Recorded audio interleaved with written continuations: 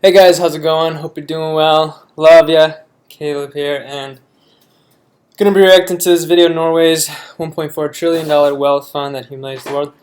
Now, I already know a little bit about this wealth fund because it's just investment stuff is stuff that isn't interesting to me. I was talking with a Norwegian person online, and they said they didn't really know anything about it, and I was kind of surprised. But you know, I guess there's plenty of Americans that don't know anything about our financial state and whatnot. But yeah, as far as I know, it's the biggest in the world. And for each Norwegian citizen, I believe it's like around $250,000 is invested. A lot of it's mostly based off of income from oil that Norway has had, and Norway is marked very low in terms of how much corruption there is. And, however, I did watch a video, which maybe I'll try to find again and react to, about how there was something weird with the director of the fund or somebody whoever oversees it wasn't even in the running to be selected or voted in to get this position, and somehow he got the position, and it seemed like a bit questionable. Anyway, if anybody knows the details on that, or if they ever figured out how that happened or whatever, let me know. But otherwise, enough of me talking. Let's watch. Have you ever wondered why Social Security is absolute garbage? Every year, they collect 12.4% of everybody's income, up to $18,000. Yet, they're projected to fall short of their payouts by 2034. It's garbage because it's set up poorly, and I mean much more so. It's just because the government can't. Our American government does most things poorly. And also, I wouldn't be surprised if there was a lot of corruption and taking money out of there. Some people blame it on the pandemic, others blame it on bureaucracy, and others suggest that it's simply a side effect of people living longer than ever before. While all of these are valid points, none of these are the fundamental problem with Social Security. You see, the fundamental problem with Social Security is that it generates no real wealth. In 2021, Social Security pulled in $1.118 trillion in income. But $1.001 trillion of that was from contributions, and $41 billion was from income tax charged on benefits. Social Security only generated $76 billion in investment-based income, which is a measly 2.61% annual return. Given that that barely keeps up with long-term inflation, if that, it's no wonder why Social Security is trash when it comes to creating real wealth. Now, you don't actually have to worry about Social Security running out, because I'm sure they're going to either increase the tax rate, decrease benefits, and... Oh, I disagree. I think you have to worry about Social Security. I mean, not worry about it, but prepare for that. I don't expect that it'll be there when I'm 65. It's a super long way off, and they already. I mean, it's not going to work. You know, birth rate declining. Apparently, the first recipient of Social Security put in $14. I keep hearing something, sorry. Might be my cat. Anyway, put in $14 and got out of it like $100,000 or something like that. So like that sort of thing is not sustainable. If the people who keep receiving have been putting in far less than have been getting out far more that they've been putting in.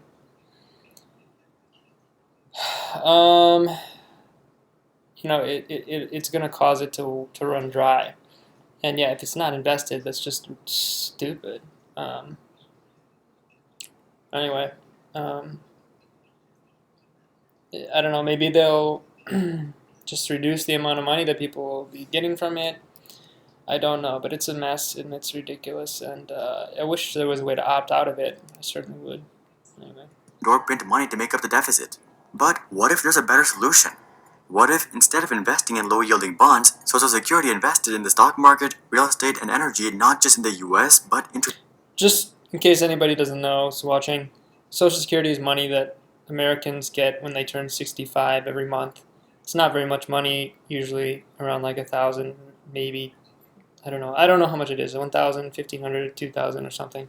It's like just enough to maybe live off of, but not do anything special. Just like maybe pay for a one-bedroom apartment or something and have enough money for food, that kind of thing. Internationally. This would generate true returns for Social Security, and they would not be nearly as dependent on contributions. At first glance, this might sound riskier, and it is. But this is exactly what sovereign wealth funds around the world have been doing for decades. And the most successful fund of them all is Norway's Sovereign Wealth Fund, also known as the Oil Fund. As of December 2021, the fund boasted a total of $1.4 trillion worth of assets. To put that in perspective, Social Security only controls $2.9 trillion, despite the population being 61 times larger. On a per capita basis, Social Security has $8,825 worth of assets per person. Oh Meanwhile, Norway boasts a whopping $260,000 worth of that was pretty close. assets per person. Norway literally has over $250,000 worth of assets per person. I've been picking on Social Security thus far, but really, Norway blows the rest of the world out of the water as well. China's wealth fund, Yeah, that's true. America's bad, but it's not the worst. for example, controls $1.1 trillion worth of net assets, but compared to their population, that's not even $1,000 per person. So here's how Norway built the most successful Did you sovereign say wealth fund China? Was in you talking history. about China? But Sorry, compared to their population, that's I was talking over my own video. controls $1.1 trillion worth of. Norway blows the rest of the world out of the water as well. China's wealth fund, for example, China. controls $1.1 trillion worth of net assets, but compared to their population, that's not even $1,000 per person. So here's how Norway built the most successful sovereign wealth fund in history. Taking a look back, the history of Norway's wealth fund dates back to the year 1960. Say that money was made from the country's vast oil reserves, and Norway's sovereign wealth fund has become one of the largest single investors around the world. When Norway's Prime Minister, Yeah, boy. Einar Gerhardsen, got Norway involved in the oil business. He gave oil companies from around the world licenses to come and search for oil within Norway. Oil companies were allowed to keep the profits they generated, but they had to pay petroleum taxes and leases to Norway to continue operations. It took a couple of years to get the ball rolling. That seems like a great deal for an oil company, honestly. But starting in 1966, oil companies flooded in looking for oil.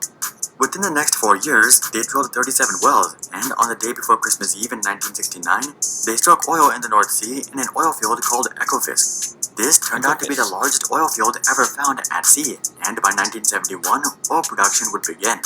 It didn't take long for Norway to start raking in loads of money, and soon enough, they started to discuss what to do with the money. This was Just a real quick thing, I just wanted to pop back over here, and because it looked like on that map that it was like, whatever.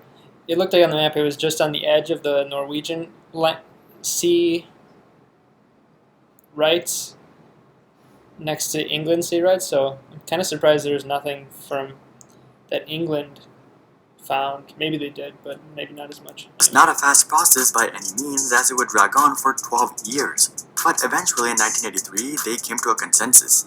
They decided to create a fund that could invest the profits generated from the oil industry, hence the name Oil Fund. The best part was that the government was only allowed to spend real returns, which are the returns after accounting for inflation. This seems like a no-brainer, but it's not nearly as common in application. We can't give Norway too much praise though, given that their government was just as slow as the rest of the world. I think we can give them a good amount. It wasn't until 1990 that Norway actually went ahead and created the fund, and it wasn't until 1996 that the fund received its first cash injection from the Ministry of Finance. It took 36 years to get to this point, but at least they did it, and now it was time to invest. One of the hardest parts of running a successful investment fund is effectively investing all the capital. Even investing moguls like Warren Buffett struggle with this issue. Norway also fell into this trap early on, and they would end up investing all of their money into government bonds. But fortunately, just 1 year later, they diversified heavily into equities. Norway approved for 40% of the fund's capital to be invested into equities, and they give Norway. I'm a little surprised that they have such a difficult time. I would think, considering real estate in good areas of the world pretty much always goes up. There's times or like the 2008 bubble, it crashed, but it still is worth far more than it was then. That was only like, I don't know, less than 15 years ago. I think it would make sense for them to have like maybe even start their own sort of real estate investment slash management, and just have that part be a part of the wealth fund. But anyway, just my thought. Bank Investment Management the responsibility of investing the money. Within just 6 months, the bank converted all 40% into equities, and with that, they were booming. In 2000, Norway approved the fund to diversify into 5 emerging markets. So Norwegs had a pretty broad set of choices when it came to investments, but this didn't mean that they could just invest in anything. There are 4 main categories that are blacklisted from the fund for various reasons. First of all, the fund is not allowed to invest in any weapon production companies like Boeing, Airbus, or Lockheed Martin. Secondly, the fund I didn't know they made weapons. I know Lockheed Martin, of course, but I didn't know Boeing and Airbus. But is not allowed to invest in any tobacco companies. Thirdly, the fund is not allowed to invest in any companies that cause environmental damage. This one is a bit ironic given that all the money in the fund originated from oil, but I guess they're limiting their environmental impact as much as possible. Anyway, the last major category the fund is not allowed to invest in is companies that are notorious for human rights violations. Fun fact, Walmart was blacklisted for this reason till 2019. With all these guidelines, Norway was chugging along through the 2000s quite strongly, but then the 2008 financial recession rolled around. In just 1 year, the fund lost 23.31%, or nearly a quarter of all their investments. Many people in this situation would panic not that bad considering how poorly other people's investments went. And sell all their stocks, but Norway wasn't concerned. In fact, they were excited and optimistic to buy the crash. In 2007, Norway increased the fund's allocation to equities from 40% to 60%. And in 2008, they created a 5% allocation for real estate. Honestly, they... Woo! I did not watch this video, I swear. I know I just... Did you hear me? I was talking about real estate just before. I didn't know they invested in real estate. I didn't watch the video. I'm pretty happy that I called that. Anyway. Couldn't have played this any better. They brilliantly bought up the bottom of the market, and they have been rewarded extremely well. Noise. In 2009, the fund posted a 25.6% return, and the fund has grown 5x since the recession. Today, the fund boasts an annualized return of 6.56% since inception, which is a bit lower than the S&P 500's 7 to 8% return. But the oil fund is 18 times as diversified as the S&P 500, with stakes in 9,000. Take that, S&P. 123 companies spread across 73 countries. At the end of every year, Norway reveals all of its stakes in a massive 400-page document. It would take forever to go through all these, but just skimming over the most notable ones, they have $21 billion in Apple, $17 billion in Microsoft, $7.8 billion in Facebook, and $14.5 billion in Amazon. Considering all this, I don't think you'd be surprised to hear that the oil fund is the largest stock owner. That's almost as much as I have invested in those companies. In Europe. And given how strategically they play the market so far, I think they more than deserve that title. Having all that money is great and all, but what's the point if you can't spend it? As we previously touched on, Norway is allowed to withdraw real returns from the fund every year. But Norway didn't even do this till 2016 when they made their first withdrawal. Since the 1990s, Norway has averaged about 2% inflation per year. So this would mean that Norway is allowed to withdraw about 4.5% per year because that's the real annual return. But they don't even allow for that. Norway limits its withdrawals to 3% per year, which is very similar to the 4% rule with the S&P 500. The rule goes that if you withdraw 4% or less every year from an investment in the S&P 500, you'll never run out of money. So it's again quite smart that Norway has limited Nice, I didn't know about that, but it makes sense. their withdrawals to 3%. After all, you don't want to kill the golden goose. When the country needs money though, Norway doesn't hesitate to...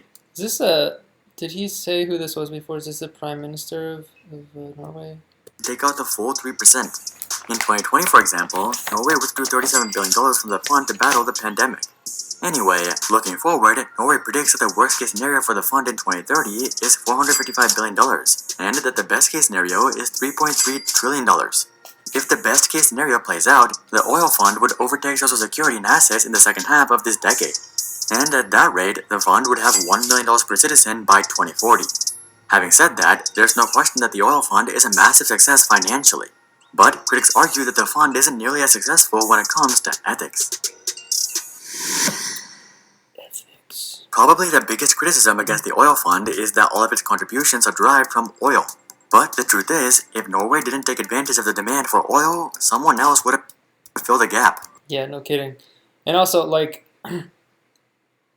what it really is, excuse me, this is a bit nonsensical, because if the world all of a sudden had like vehicles that could run off of electricity or gas, then I could maybe there would be an argument for that. But as it is, there's still tons of machines. I would say still the vast majority that use oil as opposed to electricity or some other energy source.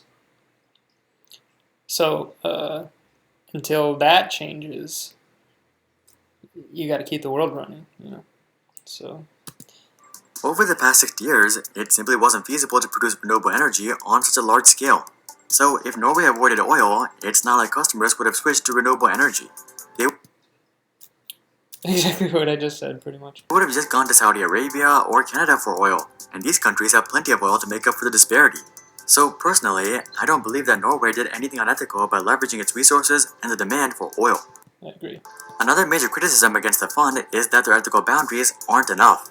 As a country, many argue that they have the responsibility of being a good role model and only supporting productive businesses. One of the industries that critics argue the fund shouldn't be involved in is gambling and betting. This has actually been an ongoing issue for many years now, and Norway has taken steps to ban investment in casinos. But so far, nothing concrete has taken place, and the fund invested in DraftKings as recently as March of 2021. And finally, the third biggest criticism against the fund is that it's controlled by Norges. Norges basically has full control of the fund, and as long as they don't break any guidelines, they can do whatever they want. The bank does have 500 well-qualified financial professionals, but at the end of the day, final investment decisions are left to just 17 finance ministry bureaucrats. When the fund had less than $100 billion, this wasn't a very big concern. But now that the fund is reaching into the trillions, these guys have substantial financial power. They could use this power to prop up their own investments and/or manipulate the markets. Ooh, yeah, that's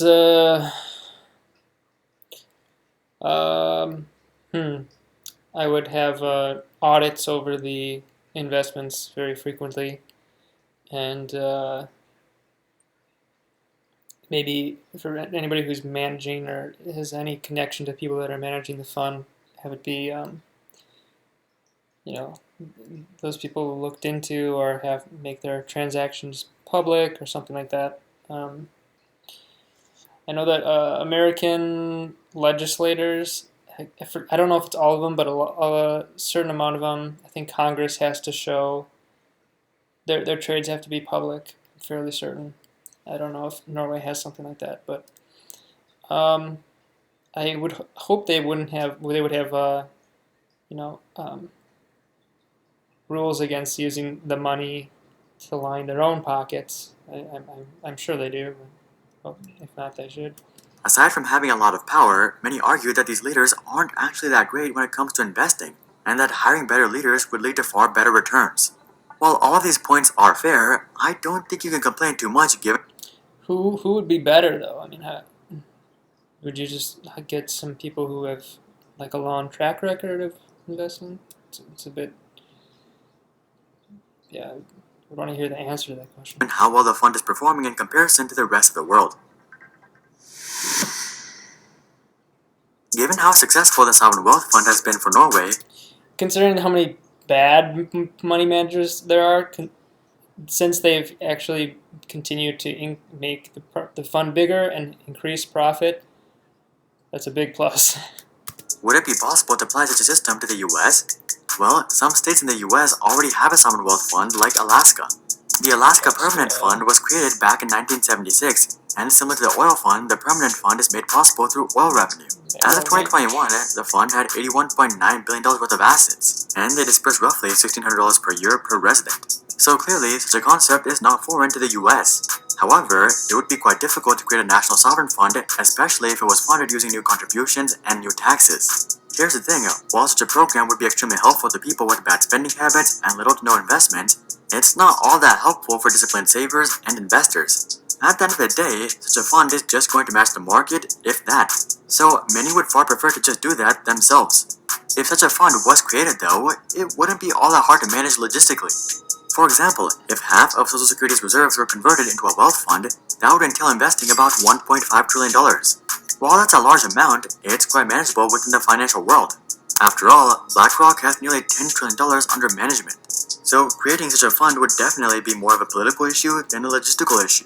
Personally, I'd be a fan of converting Social Security into a wealth fund, given that any sort of return would be better than Social Security's 0% real returns. But that's just what I think. Would you guys support a sovereign wealth fund? Comment that down below. Also, drop a like if you're a fan of Alright, man. Yeah, I thought that was... I'd have to check all his facts, but it seems, from what I know, to be the legit video. I've said it many times. I think Norway is the best run country in the world. I'd say the only one who rivals it, maybe Switzerland, might be a close. But yeah, thought that was pretty interesting. I guess I don't really have much to add. I was trying to think of something else, but I would really love to become a Norwegian citizen someday, or at least live there, maybe get permanent resident status. I still have never been to Norway, but I am Norwegian American, and I don't know. It's cool to know that I'm related to some degree to this place that is doing so well. And